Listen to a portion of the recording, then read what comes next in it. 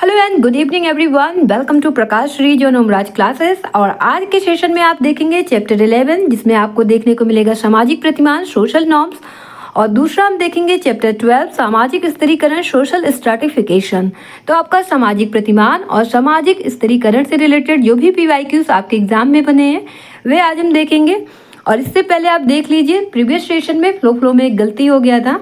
निम्न में से कौन एक सामाजिक समूह के निर्माण में आवश्यक तत्व नहीं है? फर्स्ट ऑप्शन था आपका एक से अधिक व्यक्ति, सेकंड ऑप्शन था खोज, थर्ड ऑप्शन था सामान्य लक्ष्यों, फोर्थ ऑप्शन था आपका अंतःक्रिया। ये क्वेश्चन आपका पूछा गया था GIS एग्जाम 2017 में। तो इससे पहले का आपका जो क्वेश्चन था उसमें पूछा गया था कि निम्नांकित में से कौन एक सामाजिक समूह के निर्माण में आवश्यक तत्व है? उसका राइट आंसर था अंतःक्रिया, इंटरेक्शन। और वहाँ पर आपको बताया भी गया था जो सामाजिक समूह होता है उसके निर्माण में कौन कौन से आपके आवश्यक तत्व होते हैं, जैसे आपका एक से अधिक व्यक्तियों का होना, सामान्य लक्ष्य या उद्देश्यों का होना, अंतःक्रिया होना, आपका सापेक्षिक स्थायित्व हो गया, सामाजिक पहचान, व्यवहार का एक निश्चित नियम, ऐच्छिक सदस्यता और एक सामाजिक संरचना। ये सभी आपका सामाजिक समूह के निर्माण में आवश्यक तत्व हैं। जबकि आपका खोज नहीं है, यहाँ पर नहीं शब्द ध्यान नहीं दिया गया और आपका राइट आंसर क्या लगा दिया गया था? ऑप्शन डी, जो कि आपका गलत होगा। राइट आंसर आपका क्या होगा? ऑप्शन बी, खोज। तो ये आप करेक्ट कर लीजिएगा। हालांकि जिस बच्चे ने पॉइंट आउट किया था उसके कमेंट को भी पिंड कर दिया गया है। और यही क्वेश्चन आपका TG के पोल में भी दिया गया था और YT के भी, वहाँ से भी आप देख सकते हैं। और यहाँ पर करेक्ट भी कर दिया गया आपका। और एक बहुत ज़्यादा कन्फ्यूजन आ रहा था अर्ध प्राथमिक समूह और अर्ध समूह में। तो कन्फ्यूजन जैसा कुछ नहीं है। अगर अर्ध समूह पूछा जाए आपको टिक करना है बोटोमोर, और अगर अर्ध प्राथमिक समूह पूछा जाए तो आपको टिक करना है कूले को। तो ये अर्ध प्राथमिक समूह क्या होता है? तो कुछ ऐसे समूह होते हैं, ग्रुप होते हैं, जिनमें आपका जो प्राइमरी ग्रुप होता है, सेकेंडरी ग्रुप होता है, इनकी मिक्स्ड कैरेक्टरिस्टिक्स पाई जाती है, जिन्हें कूले ने आपका क्या बोला है? अर्ध प्राथमिक समूह। और इन्हें अर्ध प्राथमिक समूह इसलिए कहा जाता है कि ये समूह सदस्यों की संख्या, घनिष्ठता और आमने सामने के संबंधों की दृष्टि से तो प्राथमिक होते हैं, किंतु संरचना व संगठन की दृष्टि से ये सेकेंडरी ग्रुप्स के निकट होते हैं। और ये समूह जो होता है आपका स्वतः विकसित नहीं होते हैं और इसको जानबूझकर इनका निर्माण किया जाता है। इनका लक्ष्य कुछ विशिष्ट हितों की पूर्ति करना होता है। और आपका जो अर्ध प्राथमिक समूह है, जो क्वाज़ाई प्राइमरी ग्रुप है, इसको डिफाइन करते हुए कूले ने लिखा भी है, ये घनिष्ठ आमने सामने के संबंधों द्वारा संगठित वे समूह है जो अपनी संगठन संबंधी विशेषताओं और विशेष उद्देश्य के कारण सीमित आकार के होते हैं। और कूले ने आपका अर्ध प्राथमिक समूह में स्काउट ग्रुप हो गया, आपका लघु विचार हो गया, गोष्ठी हो गया, सामाजिक वर्ग हो गया, क्लब हो गया, ग्रामीण मनोरंजन केंद्र हो गया, इन्हीं सबको लिया है। और कुछ विद्वानों ने आपका आभासी समूह का भी उल्लेख किया है, क्वाज़ाई ग्रुप का भी, जैसे आपका बोटोमोर और गिन्सबर्ग की बात आ रही थी। तो बोटोमोर ने आपका आभासी समूह जो क्वाज़ाई ग्रुप होता है इसको डिफाइन करते हुए लिखा है कि आभासी समूह एक ऐसा योग है जिसमें संरचना एवं संगठन की कमी होती है, जिसके सदस्य समूह के अस्तित्व के प्रति अनभिज्ञ तथा कम जागरूक हो सकते हैं। और बोटोमोर ने ही आपका कहा है कि आभासी समूहों में सामाजिक वर्ग, परिस्थिति समूह, आयु और लिंग समूह तथा भीड़ को सम्मिलित करा है। किसने? बोटोमोर ने। वही हम बात करते हैं आपका गिन्सबर्ग का। तो गिन्सबर्ग ने भी आपका आभासी समूह जो क्वाज़ाई ग्रुप है इसका उल्लेख किया है अपनी कौन से बुक में? इनके बुक का नाम है सोशियोलॉजी। इसी में इन्होंने किया है, सोशियोलॉजी में। और इन्होंने कहा है कि वे आभासी समूह का प्रयोग मनुष्य के ऐसे संकलन के लिए करते हैं जिनका कोई निश्चित ढांचा नहीं होता, फिर भी उसके सदस्यों में समान रुचियां एवं व्यवहार प्रतिमान पाए जाते हैं। तो ये बातें आपको ध्यान में रखना। और मर्टन ने भी कहा है कि आपका जो आभासी समूह है इसमें मनुष्यों का एक ऐसा संकलन होता है जो आभासी समूह होता है जिसमें समान शारीरिक एवं सामाजिक लक्षण पाए जाते हैं, किंतु वे परस्पर अंतःक्रिया नहीं करते और इसमें घनिष्ठ सामाजिक संबंध नहीं पाया जाता। ये किसके अकॉर्डिंग था? मर्टन के अकॉर्डिंग। तो आपको कूले को भी याद रख लेना, बोटोमोर ने क्या कहा ये भी याद रख लेना, गिन्सबर्ग एंड मर्टन ने क्या कहा ये भी आपको याद रख लेना है, राइट। चलिए फिर अपना देखेंगे चैप्टर 11 से रिलेटेड जो भी PYQs आपका पूछा गया है सामाजिक प्रतिमान और सोशल नॉर्म्स से, और इसमें किस किस एग्जाम को इंक्लूड किया गया है, किस किस एग्जाम के PYQs को। तो आपका PGT का हो गया, GIC का हो गया और RPSC लेक्चरर एग्जामिनेशन का। तो इनसे रिलेटेड जो भी PYQs आपके एग्जाम में बने हैं वे सभी हम अभी सॉल्व करते हैं, राइट। चलिए देखिए, ये रहा आपका फर्स्ट क्वेश्चन। प्रतिमान नॉर्म्स होते हैं। फर्स्ट ऑप्शन है वर्ग आचरण के वह मानक जिनका अनुसरण इसके सदस्यों को निश्चित रूप से करना चाहिए। सेकंड ऑप्शन है वह मानक जिनका पालन व्यक्तियों में प्रसार लाने हेतु किया जाता है। थर्ड ऑप्शन है कतिपय नियम जो व्यक्तियों को किसी किस्म की अंतरक्रिया से दूर रखने हेतु अपनाए जाते हैं। फोर्थ ऑप्शन है वे जो व्यक्तियों के आचरण के विपरीत कार्य करते हैं। आपका राइट आंसर क्या हो जाएगा? तो दैनिक जीवन की अनेकानेक एवं विशिष्ट स्थितियों में एक व्यक्ति को किस प्रकार का व्यवहार करना चाहिए, इस प्रकार के प्रश्नों के समाज द्वारा अनुमोदित प्रत्युत्तरों को ही मानदंड या प्रतिमान की संज्ञा दी जाती है। यहाँ आपका राइट आंसर क्या हो जाएगा? ऑप्शन ए वर्ग आचरण के वे मानक जिनका अनुसरण इसके सदस्यों को निश्चित रूप से करना चाहिए। और वह जो व्यक्तियों के आचरण के विपरीत कार्य करते हैं ये नहीं होगा। जो आपका नॉर्म्स होता है किस लिए बनाया जाता है? जिसके अकॉर्डिंग जो सदस्य है, जो मेंबर है, वे काम करें, वही आपका नॉर्म्स होता है, वही आपका प्रतिमान होता है। तो ये आपका व्यक्तियों के आचरण के विपरीत तो बनाया नहीं जाएगा। और कतिपय नियम जो व्यक्तियों को किसी किस्म की अंतरक्रिया से दूर रखने हेतु अपनाए जाते हैं ये भी नहीं होगा आपका। और वह मानक जिनका पालन व्यक्तियों में प्रसार लाने हेतु किया जाता है ये भी नहीं होगा। आपका राइट आंसर क्या हो जाएगा? ऑप्शन ए वर्ग आचरण के वे मानक जिनका अनुसरण इसके सदस्यों को निश्चित रूप से करना चाहिए। नेक्स्ट क्वेश्चन है निम्नांकित में से कौन सा वक्तव्य सही है? फर्स्ट ऑप्शन है सामाजिक मानक सोशल नॉर्म्स सार्वभौमिक होते हैं। सेकंड ऑप्शन है आपका सामाजिक मानक परिस्थिति के अनुसार होते हैं। थर्ड ऑप्शन क्या है? एक समाज में सभी सामाजिक मानक समान रूप से महत्वपूर्ण होते हैं।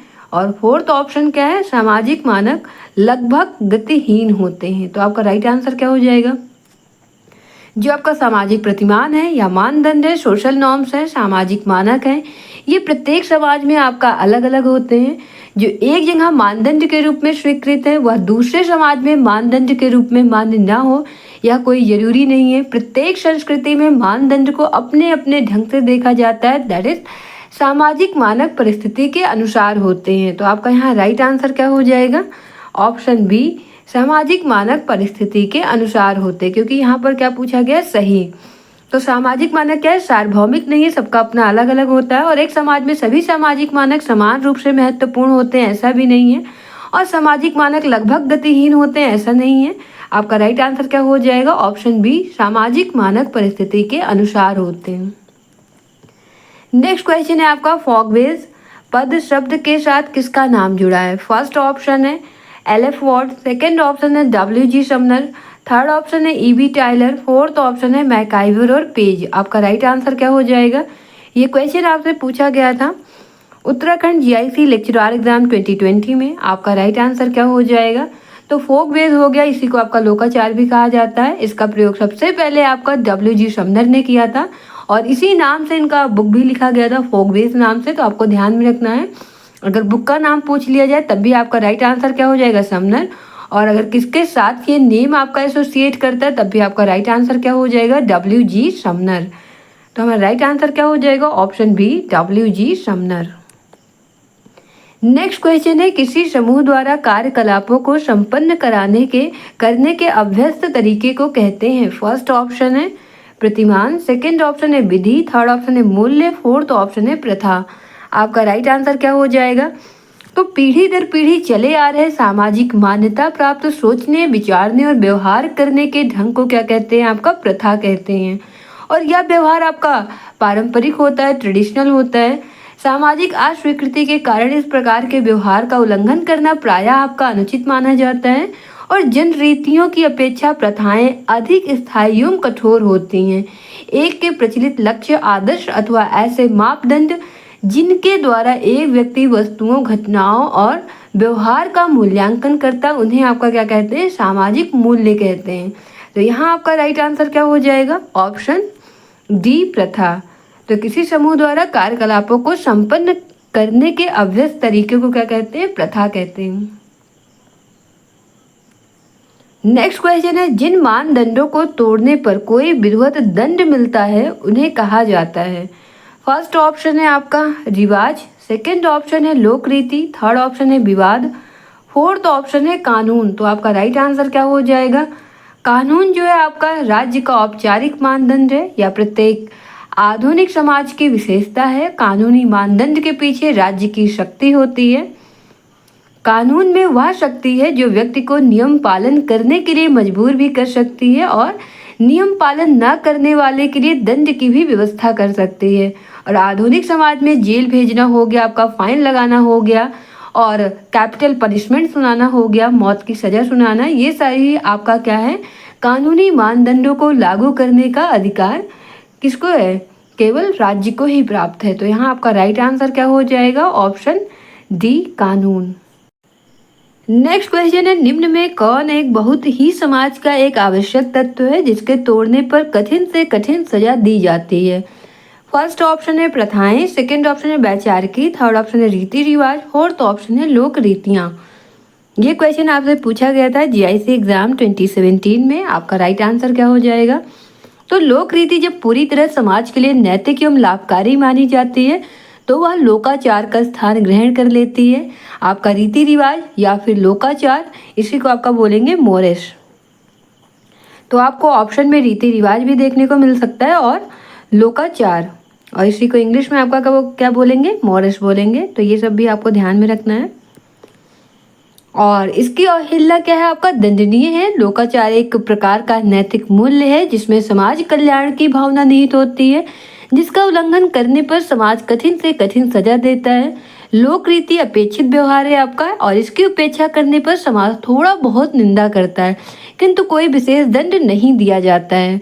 वहीं हम बात करते हैं आपका मैकाइवर और पेज का। इन्होंने कहा है लोकाचार को लेके कि लोकाचार एक प्रकार का व्यक्तियों का आचरण का नियंत्रक है। अगर पूछ लिया जाए, पेपर में आपके क्वेश्चन आ जाए, किसने कहा है कि लोकाचार एक प्रकार का व्यक्तियों का आचरण का नियंत्रक है, रेगुलेटर है? तो आपका राइट आंसर क्या हो जाएगा? MacIver and page.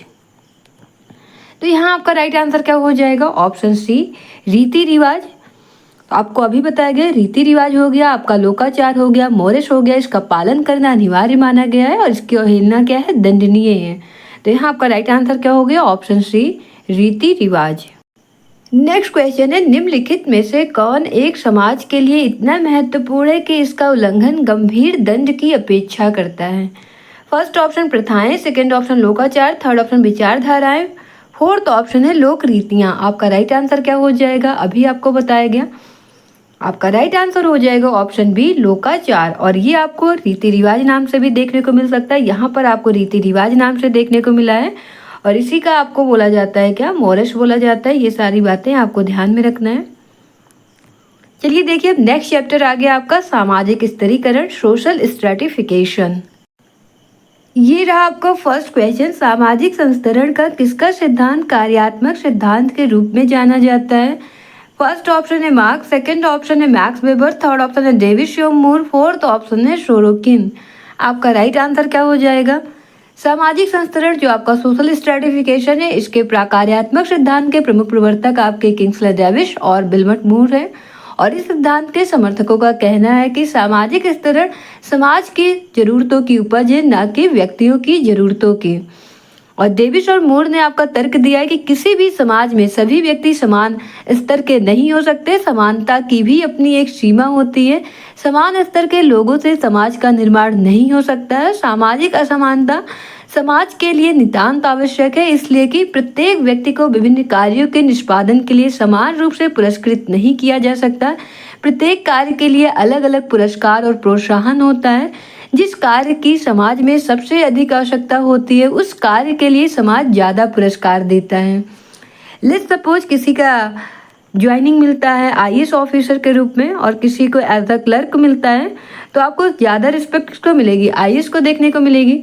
तो आईएएस ऑफिसर जो होते हैं आपके सोसाइटी में ज़्यादा रिस्पेक्ट पाते हैं कंपैरेटिवली किसके? क्लर्क वगैरह के।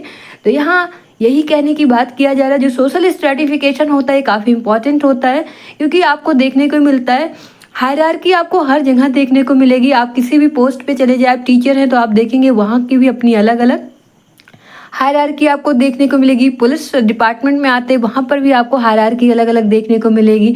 आप आर्मी में जाते हैं तो वहाँ पर भी आपको अलग अलग रैंक देखने को मिलेगा। ये सब क्या है? आपका स्ट्रेटिफिकेशन ही है। तो यहाँ आपका राइट आंसर क्या हो जाएगा? ऑप्शन सी, डेविस ह्यूम मूर। नेक्स्ट क्वेश्चन है सामाजिक स्थिरीकरण का प्रकारात्मक सिद्धांत किसने प्रतिपादित किया? फर्स्ट ऑप्शन है कूले, सेकंड ऑप्शन है किंग्सले डेविस, थर्ड ऑप्शन है कार्ल मार्क्स, फोर्थ ऑप्शन है मैक्स वेबर।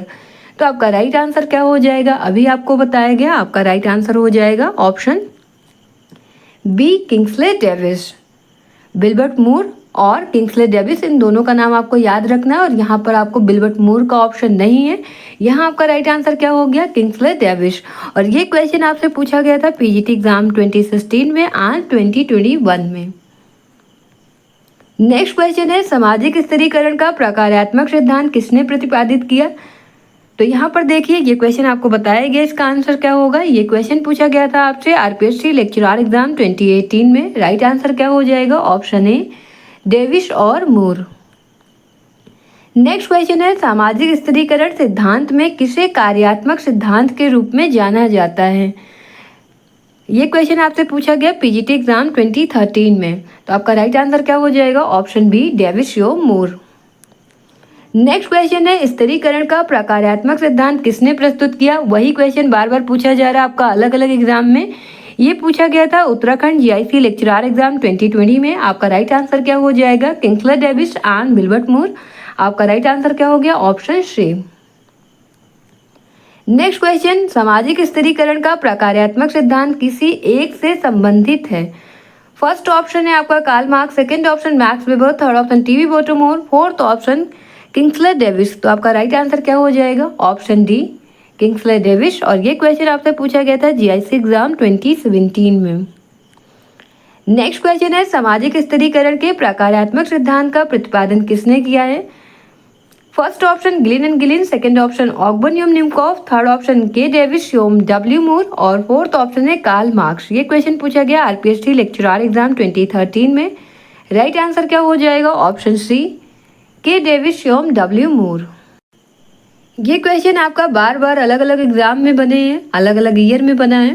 क्वेश्चन है आपका निम्नलिखित में से किसने सामाजिक स्थिरीकरण का प्रकारात्मक सिद्धांत प्रतिपादित किया? फर्स्ट डेविस तथा मूर, सेकंड मार्क्स योम weber, third Parsons, fourth Warner. आपका राइट आंसर क्या हो जाएगा? फर्स्ट ऑप्शन है 1 और 2, सेकंड ऑप्शन है 2 और 3, थर्ड ऑप्शन है 1 और 3, फोर्थ ऑप्शन है 3 और 4। ये क्वेश्चन आपसे पूछा गया था उत्तराखंड जीआईसी लेक्चरर एग्जाम 2018। तो आपका राइट आंसर क्या हो जाएगा? तो सामाजिक स्थिरीकरण के प्रकारात्मक सिद्धांत का प्रतिपादन आपका मुख्य रूप से किसने किया? डेविस तथा मूर ने किया है, और जिसमें आपका पार्सन्स का भी कुछ हद तक योगदान है। तो हमारा राइट आंसर क्या हो जाएगा? ऑप्शन सी 1 और 3। नेक्स्ट क्वेश्चन है निम्नलिखित में से किस तथ्य के असमान वितरण को सामाजिक स्थिरीकरण कहते हैं? फर्स्ट ऑप्शन है शक्ति, सेकंड ऑप्शन प्रतिष्ठा, थर्ड ऑप्शन पुरस्कार, फोर्थ ऑप्शन है उपर्युक्त सभी। तो आपका राइट आंसर क्या हो जाएगा? तो किसी सामाजिक व्यवस्था में प्रतिष्ठा, प्रभाव, शक्ति, संपत्ति तथा सुविधाओं आदि की भिन्नता के आधार पर परिस्थितियों एवं भूमिकाओं की एक अपेक्षाकृत स्थायी श्रेणीबद्धता को आपका क्या कहते हैं? सामाजिक स्थिरीकरण कहते हैं, सोशल स्ट्रेटिफिकेशन कहते हैं।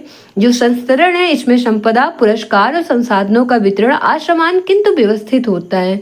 तो यहाँ आपका राइट आंसर क्या हो जाएगा? तो आपका शक्ति भी आ जाएगा, प्रतिष्ठा भी और पुरस्कार भी। तो आपका राइट आंसर क्या हो गया? ऑप्शन डी उपर्युक्त सभी। नेक्स्ट क्वेश्चन है निम्नांकित में से कौन सा एक सामाजिक स्थिरीकरण का प्रकार है? फर्स्ट ऑप्शन है सामाजिक मान्यता, सेकंड ऑप्शन सामाजिक ज्ञान प्रदान करना, थर्ड ऑप्शन है सामाजिक एकीकरण, फोर्थ ऑप्शन है सामाजिक दूरी को बढ़ाना। ये क्वेश्चन आपसे पूछा गया था जीआईसी एग्जाम 2009 में। तो आपका राइट आंसर क्या हो जाएगा? तो कुछ सोशोलॉजिस्ट हैं, इनका कहना है कि सामाजिक स्थिरीकरण जो सोशल स्ट्रेटिफिकेशन है इसके द्वारा समाज में सहयोग को बढ़ावा मिलता है। क्योंकि स्थिरीकरण का आधार व्यक्तियों की वस्तुनिष्ठ उपलब्धि होती है, इसलिए विभिन्न वर्गों के लोग एक दूसरे के साथ सहयोग करने की कोशिश करते हैं। लोगों को इस बात का संतोष रहता है कि उससे ऊपर स्तर का व्यक्ति उनसे ज़्यादा योग्य एवं सक्षम है। इससे सामाजिक एकीकरण को आपका बढ़ावा मिलता है। यदि लोग मनमाने ढंग से समाज में उच्च श्रेणी में स्थापित होने की कोशिश करें तो समाज में क्षोभ और संघर्ष की स्थिति बनी रहेगी और समाज सुचारू रूप से नहीं चल पाएगा। तो यहाँ आपका राइट आंसर क्या हो जाएगा? ऑप्शन सी सामाजिक एकीकरण। नेक्स्ट क्वेश्चन है निम्नलिखित में से कौन सामाजिक स्थिरीकरण हेतु प्रकार्यात्मक रूप से उपादेय नहीं है? फर्स्ट ऑप्शन है यह अवसर उपलब्ध कराने में मदद करता है। सेकंड ऑप्शन है यह जुझारूपन का भाव उत्पन्न करता है। थर्ड ऑप्शन है यह समाज में प्रत्येक जिम्मेदारी निर्धारित करने में सहायक होता है। फोर्थ ऑप्शन है यह समाज में अयोग्य व्यक्तियों की पहचान में सहायक होता है। आपका राइट आंसर क्या हो जाएगा? तो जॉनसन ने बताया है कि इस तरह लोगों को जीवन में कठिन से कठिन काम करने के लिए प्रेरित करता है।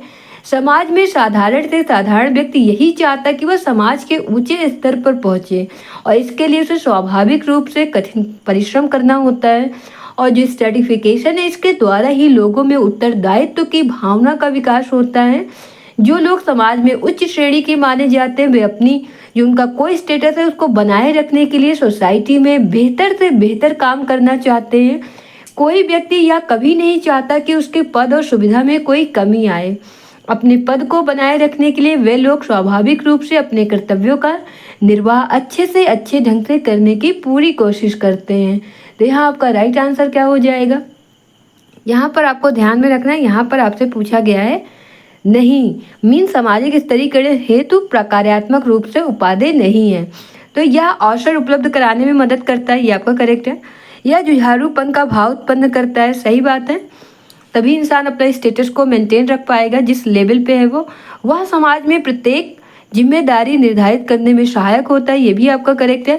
जितना बड़ी पोस्ट उतनी ज़्यादा रिस्पॉन्सिबिलिटी।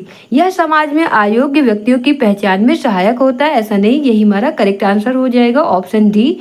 यह समाज में अयोग्य व्यक्तियों की पहचान में सहायक होता है।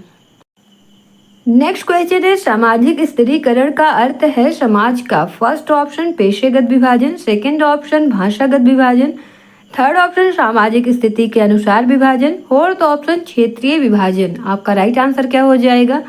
तो जो आपका स्थिति होता है, स्टेटस होता है, इसका मीनिंग क्या होता है? ये जो है आपका हमेशा एक व्यक्ति या कुछ व्यक्तियों के समूह के सामाजिक पद जो उनका सोशल पोजीशन होता है इससे होता है। सोशल पोजीशन इससे रिलेट करता है आपका स्टेटस, आपकी स्थिति। वही हम दूसरी तरफ बात करें स्तरण का, स्ट्रेटिफिकेशन का, तो इससे मतलब आपका समस्त समाज के स्तर पर विभिन्न प्रकार के स्थितियों का श्रेणीबद्ध विभाजन या व्यवस्था से है। और स्तरण जो है आपका पूरे समाज को उसकी समग्रता में देखने का प्रयास करता है।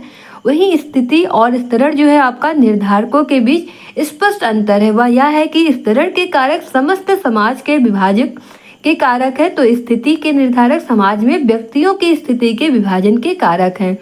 तो ये बात आपको ध्यान में रखना है। जो स्तरण है इसके कारक क्या है? समस्त समाज के विभाजन के कारक। और वही स्थिति का क्या हो जाएगा? निर्धारक समाज में व्यक्तियों की स्थिति के विभाजन के कारक। तो इससे क्या स्पष्ट हो जाता है कि सामाजिक स्थिरीकरण का जो अर्थ है समाज का सामाजिक स्थिति के अनुसार विभाजन है। तो यहाँ आपका राइट आंसर क्या हो जाएगा? ऑप्शन सी, सामाजिक स्थिति के अनुसार विभाजन।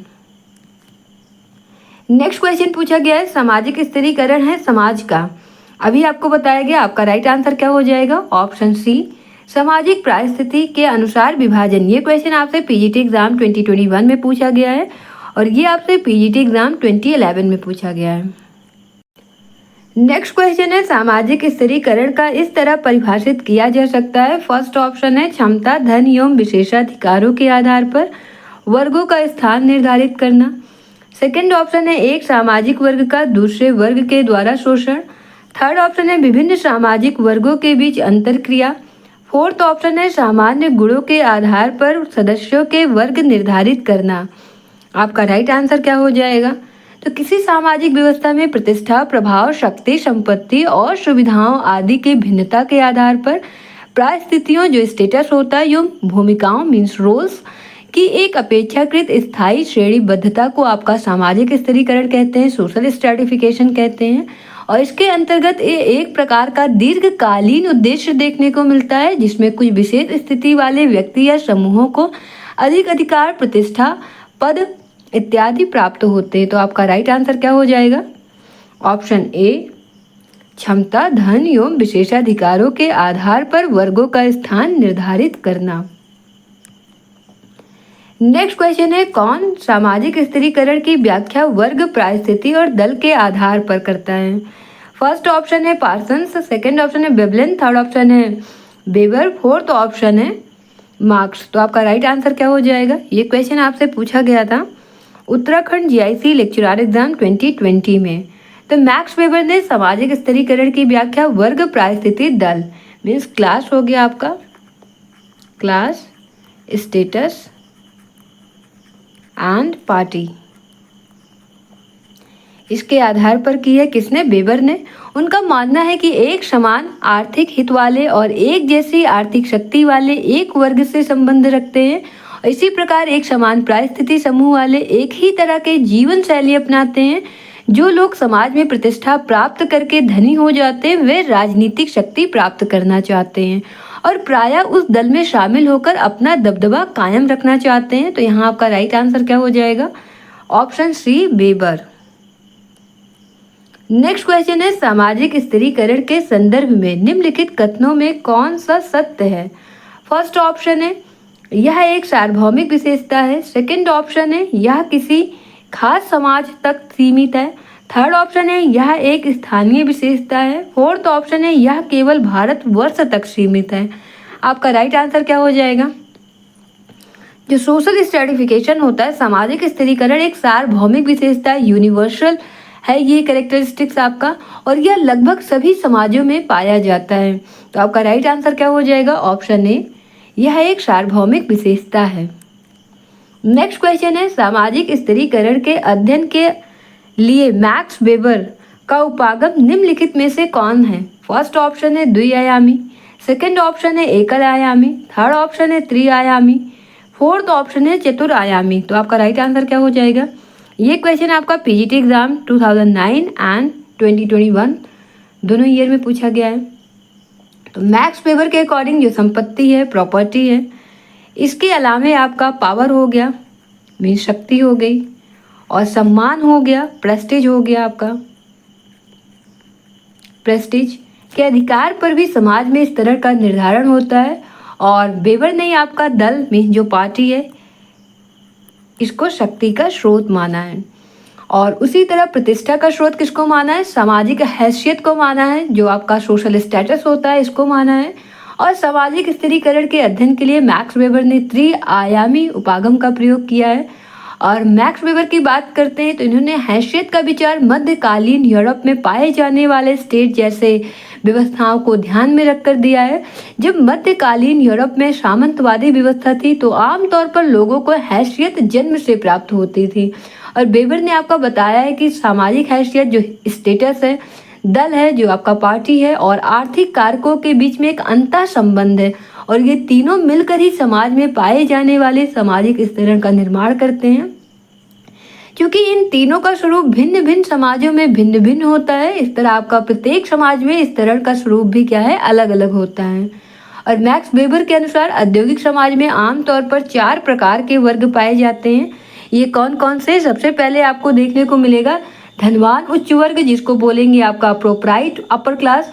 और सेकंड में आपको देखने को मिल जाएगा धनहीन सफेद पोष कर्मचारी, property less white collar workers. और थर्ड आपका हो जाएगा निम्न मध्य वर्ग, पिटी बोर्जुआइस। और फोर्थ आपका हो जाएगा मजदूर वर्ग, manual working class.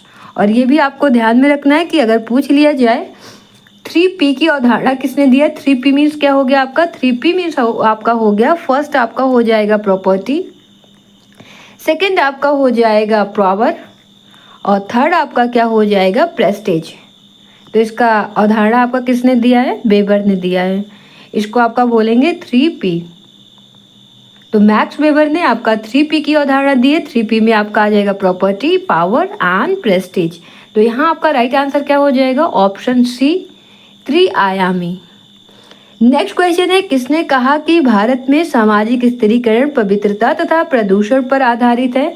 First option है M N Srinivas, second option है AR देसाई, थर्ड ऑप्शन है L ड्यूमा, फोर्थ ऑप्शन है योगेंद्र सिंह। ये क्वेश्चन आपसे उत्तराखंड जीआईसी लेक्चरर एग्जाम 2018 में पूछा गया है। तो L ड्यूमा ने भारत में सामाजिक स्थिरीकरण को जाति संरचना में पवित्रता तथा प्रदूषण के आधार पर डिफाइन किया है। आपका राइट आंसर क्या हो जाएगा? Option C, L Dumas.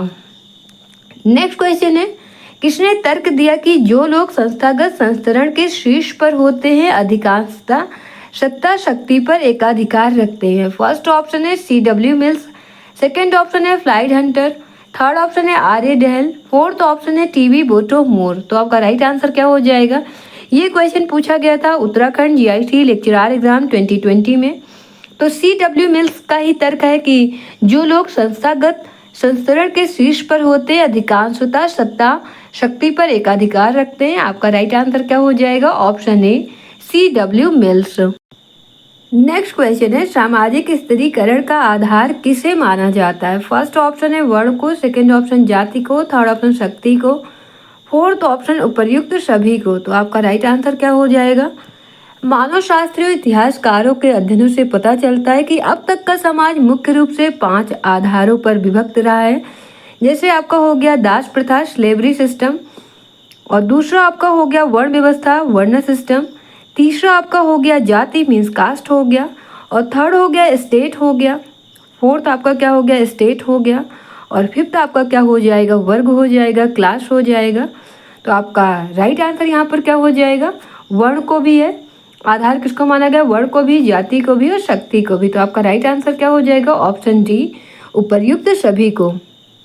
कभी तो कोई समाज इन 5 में से किसी एक आधार पर स्थिरित रहा है, तो कभी एक साथ 2 आधारों पर। फॉर एग्जाम्पल मध्यकालीन युग में यूरोप का समाज जहाँ दास प्रथा एवं स्टेट व्यवस्था पर आधारित था, तो आज वही यूरोप मुख्य रूप से आपका वर्ग व्यवस्था पर आधारित है। उसी प्रकार प्राचीन काल में भारत के सामाजिक स्थिरीकरण का आधार वर्ण और बाद में आपका क्या हो गया? जाति हुई। तो वहीं आज जाति और वर्ग दोनों इस तरह का मुख्य आधार है। पार्सन्स और मैक्स वेबर ने शक्ति को भी आपका सामाजिक संस्करण का आधार माना है। इससे स्पष्ट हो जाता है कि आपका सामाजिक स्थिरीकरण का आधार वर्ण, जाति और शक्ति तीनों ही है। तो यहाँ आपका राइट आंसर क्या हो गया? ऑप्शन डी उपर्युक्त सभी को। नेक्स्ट क्वेश्चन है कौन सा सामाजिक स्थिरीकरण का स्वरूप नहीं है? फर्स्ट ऑप्शन धर्म, सेकंड ऑप्शन वर्ग, थर्ड ऑप्शन लिंग, फोर्थ ऑप्शन जाति। ये क्वेश्चन आपसे पूछा गया था RPSC लेक्चरार एग्जाम 2018 में। राइट आंसर क्या हो जाएगा?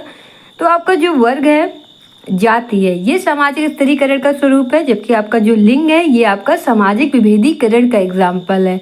बट कुछ विद्वान जो है आपका लिंग को भी सामाजिक स्थिरीकरण में शामिल करते हैं, लेकिन लिंग का विभेद आपका बायोलॉजिकल जैविक आधार पर है, ना कि सामाजिक स्थिरीकरण के आधार पर। और धर्म तो इससे भिन्न ही है आपका। तो और आपका जो राजस्थान लोक सेवा आयोग है, इसने इस प्रश्न का राइट आंसर किसको माना है? ऑप्शन ए धर्म को। अदरवाइज देखा जाए तो ANC आपका दोनों ही करेक्ट हो जाता है, क्योंकि यहाँ पर आपसे नहीं पूछा गया है। नेक्स्ट क्वेश्चन है निम्न में से कौन सा कथन सत्य है? फर्स्ट ऑप्शन है जाति तथा वर्ण दोनों जन्म पर आधारित है, सेकंड ऑप्शन है जाति तथा वर्ण दोनों कर्म पर आधारित है, फोर्थ ऑप्शन है जाति तथा वर्ण दोनों समाज का स्थिरीकरण करते हैं, फोर्थ ऑप्शन है जाति तथा वर्ण दोनों वर्ग व्यवस्था पर आधारित है। तो आपका करेक्ट आंसर क्या हो जाएगा? तो जाति तथा वर्ण दोनों समाज का स्थिरीकरण करते हैं। जाति की उत्पत्ति के पूर्व प्राचीन भारत के स्थिरीकरण का मुख्य आधार क्या था? आपका वर्ण व्यवस्था था, जिसका स्वरूप बहुत कुछ वर्तमान वर्ग व्यवस्था से मिलता जुलता था। और प्राचीन काल में व्यक्ति की सामाजिक हैसियत, जो उनका सोशल स्टेटस है, उसका निर्धारण वर्ण के आधार पर होता था, और आमतौर पर वर्ण का निर्धारण जन्म से होता था। और भारतीय समाज में जाति स्तरीकरण का ही नहीं बल्कि व्यक्तियों की हैसियत का भी मुख्य आधार है। तो यहाँ आपका राइट आंसर क्या हो जाएगा? ऑप्शन सी जाति तथा वर्ण दोनों समाज का स्त्रीकरण करते हैं। नेक्स्ट क्वेश्चन है सामाजिक स्त्रीकरण एक सृजनात्मक जरूरत फंक्शनल नेसेसिटी है, यह किस विद्वान से संबंधित है? फर्स्ट ऑप्शन है गारहार्ड लिंस्की, सेकंड ऑप्शन है RK मॉर्टन, थर्ड ऑप्शन है किंग्सले डेविस, फोर्थ ऑप्शन है लुइस कोजर। तो आपका राइट आंसर क्या हो जाएगा? तो सामाजिक स्त्रीकरण के प्राकार्यवादी विचारधारा के प्रमुख प्रवर्तक आपके किंग्सले डेविस और विल्बर्ट मूर हैं, ये बात आपको पता ही है। इनका विचार है कि सामाजिक स्त्रीकरण समाज की जरूरतों की उपज है, ना कि व्यक्तियों की जरूरत की। और जो आपका सामाजिक स्त्रीकरण है यह विचारधारा 3 मान्यताओं पर आपका आधारित है। वो 3 मान्यताएं क्या हैं? पहला तो आपका हो जाएगा कि विश्व में ऐसा कोई भी समाज नहीं है जहाँ स्तरण नहीं है। विभिन्न मानव शास्त्रियों के अध्ययनों से स्पष्ट पता चलता है कि प्रत्येक समाज में किसी न किसी तरह का स्तरण अवश्य पाया जाता है। वहीं दूसरा, प्रत्येक समाज में लगभग समान प्रकार से विभिन्न स्तरों के बीच प्रतिष्ठा का बंटवारा है। जैसे जैसे सामाजिक स्थिति या श्रेणी में गिरावट होती है, वैसे वैसे प्रतिष्ठा में भी गिरावट होती है। थर्ड आपका हो जाएगा विभिन्न समाजों के बीच सामाजिक स्तरण के स्वरूप में भिन्नताएं हैं। तो ये आपका 3 मान्यता पर आधारित होता है आपका सामाजिक स्तरीकरण।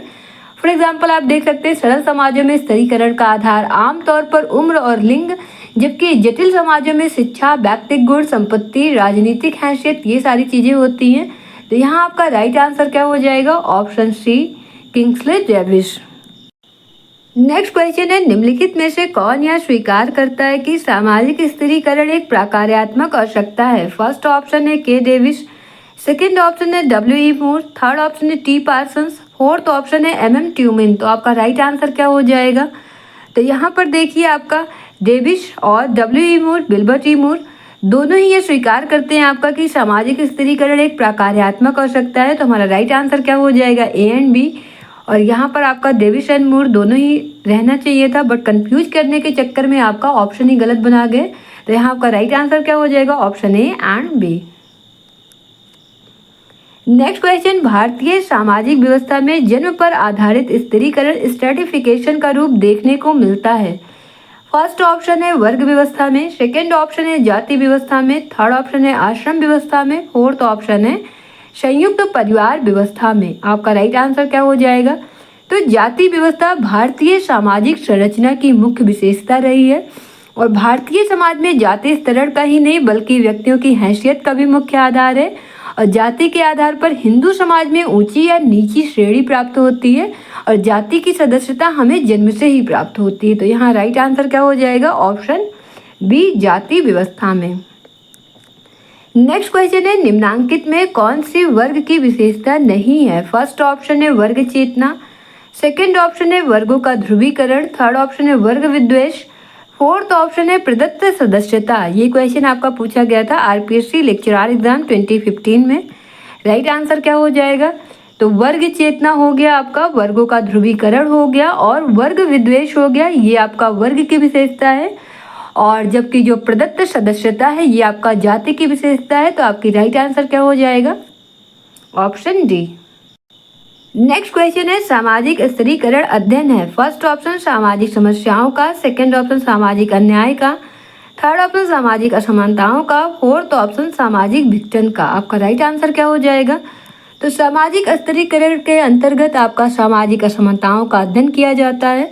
सामाजिक स्तरण जो है समाज में मौजूद असमानता का एक पहलू है और सभी समाजों में सामाजिक व्यवस्थाओं से उत्पन्न असमानताएं मौजूद रहती हैं और प्रत्येक समाज में किसी न किसी रूप में सुविधा, शक्ति, प्रतिष्ठा के आधार पर निर्मित श्रेणियों तथा स्तरों का अस्तित्व पाया जाता है। और सुविधा तथा शक्ति के उपयोग के दृष्टिकोण की बात करें तो इन विभिन्न स्तरों का सामाजिक संरचना में स्थान क्रम निर्धारित होता है। जिनके पास अधिक सुविधा और शक्ति होती है उनका सामाजिक स्तर ऊंचा माना जाता है और ठीक इसके विपरीत कम सुविधा और शक्ति से संपन्न लोगों का सामाजिक स्तर निम्न माना जाता है। और स्तरण जो है आपका समाज में पाई जाने वाली असमानताओं का एक समाज शास्त्रीय नाम है। इसलिए आपका गिडिंस ने कहा भी है कि stratification can be defined as structured inequalities between different groupings of people. और ये बात आपको ध्यान में रखना है कि जो स्तरण है इसके अंतर्गत हम व्यक्तियों के बीच पाई जाने वाली असमानता नहीं बल्कि व्यक्तियों के समूह के स्तर पर पाई जाने वाली असमानता का अध्ययन करते हैं। यहाँ हमारा राइट आंसर क्या हो जाएगा? ऑप्शन सी, सामाजिक असमानताओं का। तो सामाजिक स्तरीकरण अध्ययन है सामाजिक असमानताओं का। नेक्स्ट क्वेश्चन है आपका, निम्न में से कौन सा सामाजिक स्तरीकरण का विरोधी है? फर्स्ट ऑप्शन है समानता, सेकेंड ऑप्शन है असमानता, थर्ड ऑप्शन है विविधता, फोर्थ ऑप्शन है विषमता। तो राइट आंसर क्या हो जाएगा? ये क्वेश्चन पूछा गया था आरपीएससी लेक्चरर एग्जाम 2013 में। जो आपका असमानता है और विविधता है और विषमता है ये आपका सामाजिक स्तरीकरण का रूप है, जबकि जो समानता है ये इसका विरोधी है। आपका राइट आंसर क्या हो जाएगा? ऑप्शन ए, समानता। यहाँ क्या पूछा गया? सामाजिक स्तरीकरण का विरोधी है क्या है आपका? समानता। नेक्स्ट क्वेश्चन है, किसने सामाजिक स्तरीकरण को उच्चतर और निम्नतर सामाजिक इकाइयों में क्षैतिज विभाजन कहा है? फर्स्ट ऑप्शन है पी. जिल्बर्ट, सेकेंड ऑप्शन है रेमंड मूरे, थर्ड ऑप्शन है एफ लुमले, फोर्थ ऑप्शन है एम न्यूमेयर। तो आपका राइट आंसर क्या हो जाएगा? ये क्वेश्चन पूछा गया है आपसे जीआईसी एग्जाम 2015 में। तो रेमंड डब्ल्यू मुरे की बात करें, इनके अकॉर्डिंग सामाजिक स्त्रीकरण उच्चतर और निम्नतर सामाजिक इकाइयों में समाज का क्षैतिज विभाजन है। Social stratification is a horizontal division of society into higher and lower social units. वही हम पी जिसबर्ट की बात करते हैं, तो इनके अकॉर्डिंग सामाजिक स्त्रीकरण समाज का उन स्थायी समूहों तथा श्रेणियों में विभाजन है जो कि आपस में श्रेष्ठता और अधीनता के संबंधों द्वारा संबद्ध होते हैं। Social stratification is the division of society into permanent groups और categories linked with each other by the relationship of superiority and subordination. तो आपका राइट आंसर यहाँ पर क्या हो जाएगा? Option b, Raymond Murray. Next question है, किसने कहा है कि सामाजिक स्त्रीकरण का अर्थ समाज को कुछ ऐसे स्थायी समूहों और श्रेणियों में विभक्त करने वाली व्यवस्था से है जिसके अंतर्गत समूह व श्रेणियां उच्चता व अधीनता के संबंधों द्वारा एक दूसरे से जुड़ी रहती हैं। तो आपका राइट आंसर क्या हो जाएगा? ऑप्शन फर्स्ट है एम ट्यूमिन, सेकेंड ऑप्शन है सोरोकिन, थर्ड ऑप्शन है पी जिसबर्ट, फोर्थ ऑप्शन है सदरलैंड क्यों वुडवर्ड। तो आपका राइट आंसर क्या हो जाएगा? अभी बताया गया, आपका राइट आंसर हो जाएगा ऑप्शन सी, पी जिसबर्ट। तो पी जिसबर्ट ने आपका कहा है कि सामाजिक स्त्रीकरण का अर्थ समाज को कुछ ऐसे स्थायी समूहों और श्रेणियों में विभक्त करने वाली व्यवस्था से है जिसके अंतर्गत समूह व श्रेणियां उच्चता व अधीनता के संबंधों द्वारा एक दूसरे से जुड़ी रहती हैं। नेक्स्ट क्वेश्चन है, समाज का उच्च एवं निम्न सामाजिक इकाइयों के मध्य संस्तरण मूलक विभाजन कहलाता है। फर्स्ट ऑप्शन सामाजिक स्त्रीकरण, सेकेंड ऑप्शन सामाजिक विभेदीकरण, थर्ड ऑप्शन सामाजिक असमानता, फोर्थ ऑप्शन प्रसार। तो आपका राइट आंसर क्या हो जाएगा? ये क्वेश्चन आपसे आरपीएससी लेक्चरर एग्जाम 2018 में पूछा गया था, अभी बताया गया। आपका राइट आंसर हो जाएगा ऑप्शन ए, सामाजिक स्त्रीकरण, सोशल स्ट्रैटिफिकेशन। नेक्स्ट क्वेश्चन, सामाजिक स्त्रीकरण के 4 स्वरूप दास प्रथा, जागीरें, जातियां और सामाजिक वर्ग किसने वर्गीकृत किए हैं? First option Johnson, second option Bottomore, third option Parsons, fourth option Sumner. तो आपका राइट आंसर क्या हो जाएगा? तो बोटोमोर ने सामाजिक स्त्रीकरण के आपके 4 स्वरूप बताएं। पहला आपका हो जाएगा दास प्रथा, दूसरा हो जाएगा जागीरें, तीसरा हो जाएगा जातियां और चौथा हो जाएगा सामाजिक वर्ग। तो आपका यहाँ राइट आंसर क्या हो जाएगा? Option b, Bottomore. Next question है, सामाजिक स्त्रीकरण के 4 स्वरूप दास प्रथा, जागीरें, जातियां तथा सामाजिक वर्ग की विवेचना किसने की है? अभी आपको बताया गया, आपका राइट आंसर क्या हो जाएगा? Option d, Bottomore. यहाँ पर देखिए, ये क्वेश्चन आपसे पूछा गया था उत्तराखंड जीआईटी लेक्चरर एग्जाम 2020 में, और ये क्वेश्चन आपसे पूछा गया था पीजीटी एग्जाम 2016 में। नेक्स्ट क्वेश्चन है, जब सामाजिक परिस्थिति का निर्धारण जन्म और आनुवंशिकता के आधार पर होता है तो इस प्रक्रिया को इस प्रकार से जाना जाता है। फर्स्ट ऑप्शन है वर्ण स्त्रीकरण, सेकेंड ऑप्शन है वर्ग स्त्रीकरण, थर्ड ऑप्शन है खुला स्त्रीकरण, फोर्थ ऑप्शन है बंद स्त्रीकरण। तो आपका राइट आंसर क्या हो जाएगा? तो हिंदू सामाजिक व्यवस्था में जातिगत स्त्रीकरण का एकमात्र आधार व्यक्ति का जन्म अथवा आनुवंशिकता है, और स्त्रीकरण का यह स्वरूप तब विकसित हुआ जब व्यक्ति के स्वभाव और गुण में किसी तरह के परिवर्तन को असंभव समझा जाने लगा। क्योंकि जाति में परिवर्तन संभव नहीं है और जाति के नियमों की अवहेलना करने वाले लोगों को कठोर दंड भी दिया जाता है। इस तरह आपका यह किसका एग्जाम्पल है? बंद स्त्रीकरण का। तो राइट आंसर क्या हो जाएगा? ऑप्शन डी, बंद स्त्रीकरण। नेक्स्ट क्वेश्चन है, बंद स्त्रीकरण का सबसे स्पष्ट उदाहरण किस समाज में देखने को मिलता है? फर्स्ट ऑप्शन मुस्लिम समाज में, सेकेंड ऑप्शन हिंदू समाज में, थर्ड ऑप्शन ईसाई समाज में, फोर्थ ऑप्शन आदिवासी समाज में। तो आपका राइट आंसर क्या हो जाएगा? अभी बताया गया, आपका राइट आंसर हो जाएगा ऑप्शन बी, हिंदू समाज में। नेक्स्ट क्वेश्चन है, निम्नलिखित में से कौन सा सामाजिक विभेदीकरण का उदाहरण है, ना कि सामाजिक स्त्रीकरण का? फर्स्ट ऑप्शन है वर्ग, सेकेंड ऑप्शन लिंग, थर्ड ऑप्शन भू स्वामित्व, फोर्थ ऑप्शन शक्ति। तो आपका राइट आंसर क्या हो जाएगा? ये आपसे पूछा गया था पीसीटी एग्जाम 2013 में, आपसे ये क्वेश्चन पूछा गया था। आपका राइट आंसर क्या हो जाएगा? तो सामाजिक स्तर के अंतर्गत एक प्रकार का दीर्घकालीन उद्देश्य देखने को मिलता है, और इसके अंतर्गत कुछ विशेष स्थिति वाले व्यक्ति या समूहों को अधिक अधिकार, प्रतिष्ठा, पद इत्यादि प्राप्त होते हैं। और सामाजिक स्तर जो होता है आपका जानबूझकर निर्मित की गई एक व्यवस्था है, और इसके विपरीत सामाजिक विभेदीकरण स्वाभाविक रूप से उत्पन्न होने वाली एक अल्पकालीन प्रक्रिया है और सामाजिक स्तरण के आधार पर जटिल हो सकते हैं। और इसके आधार आपका पारिवारिक प्रतिष्ठा, संपत्ति, शिक्षा, पेशा, शक्ति, वर्ग, भूस्वामित्व ये सभी हो सकते हैं। जबकि आपका सामाजिक विभेदीकरण में ऐसी बात नहीं होती है। सामाजिक विभेदीकरण के आधार कुछ ज़्यादा ही स्पष्ट होते हैं। इसका आधार जैविक भी हो सकता है, आपका बायोलॉजिकल भी हो सकता है, जैसे रूप रंग हो गया, उम्र हो गया, आपका लिंग हो गया, स्वास्थ्य हो गया, ये सभी। तो यहाँ पर आपका राइट आंसर क्या हो जाएगा? ऑप्शन बी, लिंग। नेक्स्ट क्वेश्चन है, समाज के उच्चता व निम्नता क्रम के स्थायी विभाजन को निम्नलिखित में से क्या कहेंगे? फर्स्ट ऑप्शन है आपका विभेदीकरण, सेकंड ऑप्शन है वर्ग, थर्ड ऑप्शन संस्तरण, फोर्थ ऑप्शन है जाति। तो आपका राइट आंसर क्या हो जाएगा? तो समाज के उच्चता व निम्नता क्रम के स्थायी विभाजन को जाति कहेंगे, क्योंकि जाति व्यवस्था में सभी व्यक्तियों को आगे बढ़ने का अवसर प्राप्त नहीं होता, इसलिए सामाजिक व्यवस्था का स्वरूप बंद होता है। जबकि वर्ग में यह विभाजन आपका स्थायी नहीं होता है, वहाँ व्यक्ति को आगे बढ़ने का लगभग समान अवसर प्राप्त होता है। संस्तरण जो है आपका उच्चता व निम्नता के आधार पर विभाजन मात्र है, ये बात आपको ध्यान रखना है। यहाँ आपका राइट आंसर क्या हो जाएगा? ऑप्शन डी, जाति। नेक्स्ट क्वेश्चन है, सामाजिक स्तरीकरण की प्रक्रियाओं का सही अनुक्रम बनाइए। फर्स्ट ऑप्शन है मूल्यांकन, विभेदीकरण, श्रेणीबद्धता, लाभप्रद। सेकंड ऑप्शन है विभेदीकरण, श्रेणीबद्धता, मूल्यांकन, लाभप्रद। थर्ड ऑप्शन है श्रेणीबद्धता, मूल्यांकन, विभेदीकरण, लाभप्रद। फोर्थ ऑप्शन है विभेदीकरण, मूल्यांकन, लाभप्रद और श्रेणीबद्धता। तो आपका राइट आंसर क्या हो जाएगा?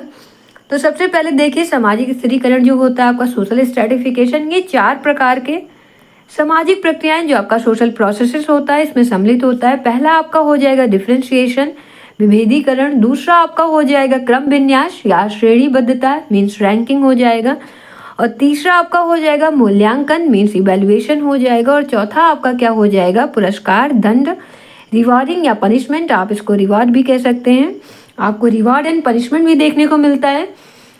तो यहाँ आपका राइट आंसर क्या हो जाएगा? तो सबसे पहले आपको विभेदीकरण देखने को मिलेगा। विभेदीकरण हमारा डी में भी है, तो आपका 2 ऑप्शन तो एलिमिनेट हो गया।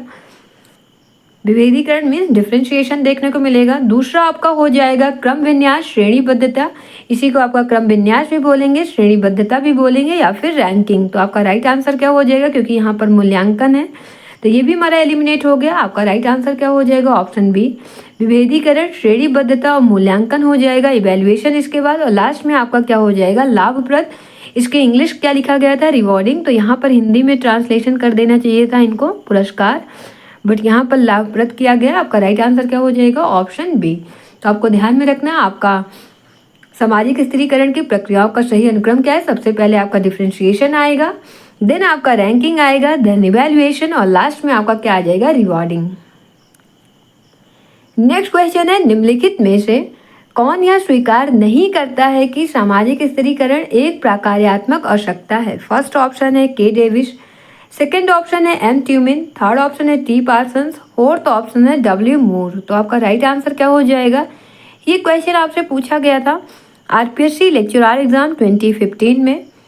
तो एम ट्यूमिन सामाजिक स्थिरीकरण के प्रकार्यात्मक आवश्यकताओं को आपका अस्वीकार करते हैं और तर्क देते हैं कि लोगों को दिए जाने वाले असमान पारितोषिक जरूरी नहीं है कि पदों की प्रकार्यात्मक महत्ता के अनुसार हो।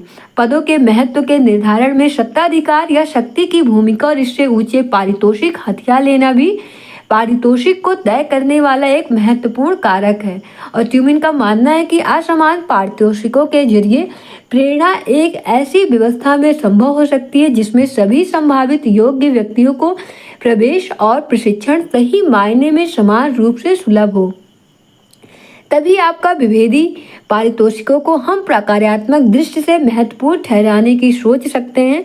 और आपके ट्यूमिन ने ही जोर देकर कहा है कि स्थिरीकरण प्रणाली स्पष्टतया अवसर की पूर्ण समानता के विकास के प्रतिकूल है। और ट्यूमिन आपका तर्क भी प्रस्तुत करते हैं कि जो लोग विभेदी पदों मीन्स स्थानों से लाभान्वित हो रहे हैं वे निश्चय ही प्रकार्यात्मक रूप से महत्वपूर्ण पदों को कुटिलता से हथिया सकते हैं। इसलिए उन्होंने कहा है कि सामाजिक स्थिरीकरण का प्रकार्यवाद सिद्धांत यथार्थवादी नहीं है। तो आपका यहाँ राइट आंसर क्या हो जाएगा? कौन स्वीकार नहीं करता है कि सामाजिक स्थिरीकरण एक प्रकार्यात्मक आवश्यकता है? ट्यूमिन। तो आपका राइट आंसर क्या हो जाएगा? Option B, M Tumin. Next question है, निम्नांकित में किसका अवलोकन सामाजिक स्त्रीकरण के संदर्भ में यह है कि सामाजिक असमानताएं चेतन रूप से समाज में संस्थापित की जाती हैं? फर्स्ट ऑप्शन है आपका आर.एम. मैकाइवर, सेकेंड ऑप्शन है किंग्सले डेविस, थर्ड ऑप्शन है एम ट्यूमिन, फोर्थ ऑप्शन है पी.ए. सोरोकिन। तो आपका राइट आंसर क्या हो जाएगा? ये क्वेश्चन आपसे पूछा गया था जीआईसी एग्जाम 2015 में। तो एम ट्यूमिन का अवलोकन सामाजिक स्त्रीकरण के संदर्भ में यह है कि सामाजिक असमानताएं चेतन रूप से समाज में संस्थापित की जाती हैं। तो यहाँ आपका राइट आंसर क्या हो जाएगा? Option C, M Tumin. चलिए बारी आ गई आपको अपना कंसंट्रेशन चेक करने का। ये प्रीवियस सेशन का आपका कंसंट्रेशन चेक क्वेश्चन था। आर.के. मर्टन ने तुलनात्मक वंचन की अवधारणा को किस पुस्तक में प्रस्तुत किया? In which book did R.K. Merton elaborate the concept of relative deprivation? तो इसका राइट आंसर क्या हो जाएगा? पता नहीं कैसे बच्चे कंफ्यूज कर गए, आप लोग को बताया गया था। आपका राइट आंसर क्या हो जाएगा? Option B, the American soldier. यही बुक था जिसमें R.K. मर्टन ने आपका कंपैरिजन किया था जो मैरिड सोल्जर थे और अनमैरिड सोल्जर थे इनके बीच, और इसके बाद ही इस कॉन्सेप्ट को दिया गया था R.K. मर्टन के द्वारा तुलनात्मक वंचन का। इसका राइट आंसर क्या हो जाएगा? American soldier.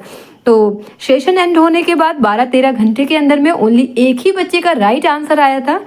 ये है आज का सीसीक्यू क्वेश्चन, आपको ध्यान से आंसर देना है। क्या होगा इसका? अपना कंसंट्रेशन बताना है आपका कैसा रहा है। मैकाइवर और पेज के अनुसार लोकाचार क्या है? According to MacIver and Page, what are morals? First option है कानूनी संहिता, लीगल कोड। सेकंड ऑप्शन है सामाजिक परंपरा, सोशल ट्रेडिशन। थर्ड ऑप्शन है धार्मिक नियम, रिलीजियस रूल्स। फोर्थ ऑप्शन है आचरण का नियंत्रक, रेगुलेटर ऑफ कॉन्डक्ट। तो इसका राइट आंसर क्या है आपको कमेंट बॉक्स में करना है। और कमेंट कैसे करना है आपको? सीसीक्यू आंसर करके लिख देना है अपना जो भी आपका राइट आंसर होगा इसमें से।